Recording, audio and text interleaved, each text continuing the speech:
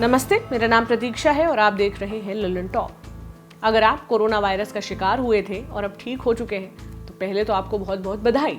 लेकिन ठीक होने के बावजूद अगर आप काम में ध्यान नहीं दे पा रहे हैं, आपको मानसिक थकान महसूस होती है, तो इसके कई कारण हो सकते हैं। कोरोना संक्रमण के कारण आपके शरीर में कई बदलाव हुए हैं और बहुत कुछ बीमारी से जुड़ा सोशल स्टिग्मा आपके दिमाग पर असर कर रहा है या कर चुका है। इस कंडीशन को ब्रेन फॉग कहते हैं।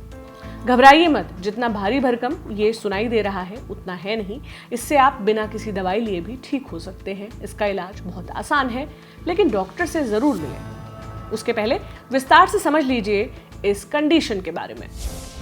आमतौर पर ब्रेन फॉग FOG जिसे हम कोहरा के तौर पर समझते हैं, किसी भी इंसान को हो सकता है। ये कोई मेडिकल या साइंटिफिक शब्द नहीं है, बल्कि लोगों द्वारा इस्तेमाल किया हुआ एक आम शब्द है, जिसमें वो बताने की कोशिश करते हैं कि वो कैसा महसूस कर रहे हैं। थकान है, काम करने का मन नहीं हो रहा, ध्यान लगाना मुश्किल हो रहा है, जैसे बातों को भूलना वगैरह जैसी चीजें उनके साथ हो रही हैं। ये समझिए कि आपको महसूस हो रहा हो कि किसी ने आपको रात के 2 बजे नींद से उठाकर कोई काम करने को अचानक से कह दिया हो, या मानो आप 17-18 घंटे की हवाई यात्रा करके आए हो, जिसे आम बोलचाल की भाषा में जेट लैग कहते हैं। ये सब कुछ किसी को भी हो सकता है, किसी विशेष बीमारी के होने या ना होने के बावजूद भी। लेकिन कोरोना से ठीक होने के बाद लोग ब्रेन फॉग की शिकायत कर रहे हैं। इसकी बात पिछले साल से हो रही है। दरअसल हमारे दिमाग के कॉग्निटिव फंक्शन, जिसे दिमाग द्वारा किए जाने वाले बड़े काम भी कह सकते हैं, वो कोरोना से प्रभावित हो रहे हैं, जैसे कि याददाश्त, सोचने की क्षमता, इमोशन और कोऑर्डिनेशन यानी समन्वय। फोर्टिस मेंटल हेल्थ प्रोग्राम के डायरेक्टर और जाने माने मनोचिकित्सक डॉक्टर समीर पारीक इसे बड़े ही आसान शब्दों में समझाते हैं।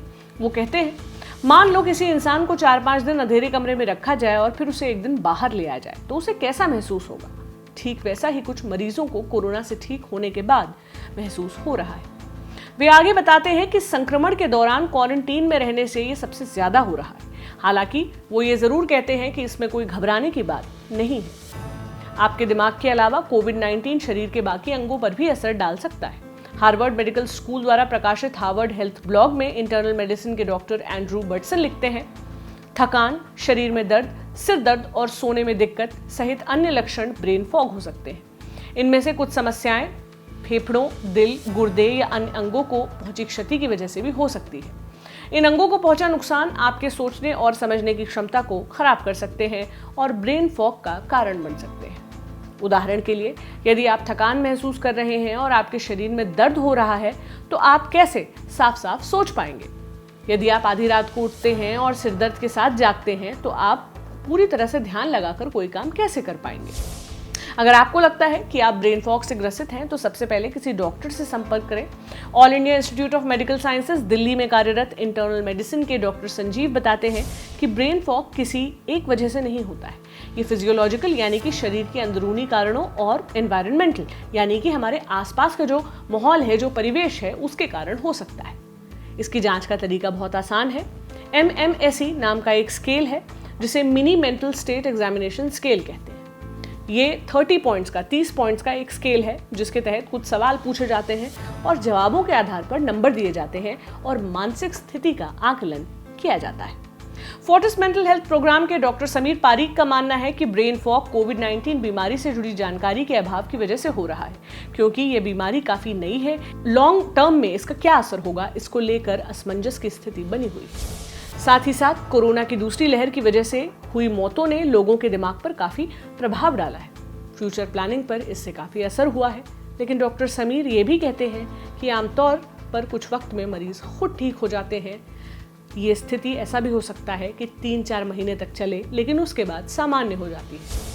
वहीं डॉक्टर संजीव कहते हैं कि ब्रेन फॉग की समस्या उन मरीजों में ज्यादा है जो अन्य न्यूरोलॉजिकल बीमारियों से ग्रसित है, जैसे मिर्गी के मरीज। ऐसे मरीजों में ब्रेन फॉग की समस्या लंबे समय तक रह सकती है। एम्स के डॉक्टर संजीव आगे दावा करते हैं कि तीसरी दुनिया के देशों में इस बीमारी का ज्यादा प्रभाव है, जिसका वजह है अशिक्षा और वैज्ञानिक दृष्टिकोण की कमी। उनके मुताबिक इस बीमारी से जुड़ा सोशल स्टिग्मा लोगों के दिमाग पर असर कर रहा है। वे कहते हैं, जब कोई कोरोना से संक्रमित होता है, तब स्वास्थ्य विभाग उस मरीज को कॉल करके जरूरी बातें बताता है और साथ साथ जहां मरीज रहता है उस सोसाइटी के अध्यक्ष को भी जानकारी देता है। अध्यक्ष इस बात की जानकारी सोशल मीडिया के ग्रुप पर डालता है। जरूरी नहीं है कि वो किसी दुर्भावना से ये जानकारी डालता हो, लेकिन कई लोग मरीजों का सोशल बॉयकॉट करने लगते हैं। इसके मरीज के दिमाग पर खराब असर पड़ता है। हार्वर्ड मेडिकल स्कूल के डॉक्टर एंड्रू बटसन और फोर्टिस मेंटल हेल्थ प्रोग्राम के डॉक्टर समीर पारीक इस स्थिति से बाहर निकलने के कई उपचार बताते हैं, जैसे व्यायाम करें, धीरे धीरे ही सही, एक्सरसाइज करने से काफी मदद मिलती है। शुरुआती दिनों में 2-3 मिनट से शुरू करें और आगे उसे बढ़ाते जाएं। दूसरा, खुराक अच्छी लें, फल और सब्जियां, ड्राई फ्रूट, मीट मछली, दाल राजमा अपने खाने में आप जरूर शामिल करें। शराब और बाकी नशे से बचें, आप अच्छी नींद लें, सामाजिक गतिविधियों में भाग लें, ज्यादा से ज्यादा लोगों से बात करें। अभी के दौर में वीडियो कॉल के जरिए लोगों से बात करें। सामाजिक गतिविधियों का ये मतलब नहीं कि आप किसी भीड़ वाली गैदरिंग में पहुंच जाएं। अपनी पसंद की चीजें करें, जैसे किताबें पढ़ें, फिल्में देखें और गाने सुनें। ये थी जानकारी ब्रेन फॉग के बारे में, जिसे आपके लिए लेकर आए थे प्रशांत। कैसी लगी आपको इन्फॉर्मेशन? आप हमें कमेंट सेक्शन में जरूर बताएं। देखते रहे ललन टॉप। शुक्रिया।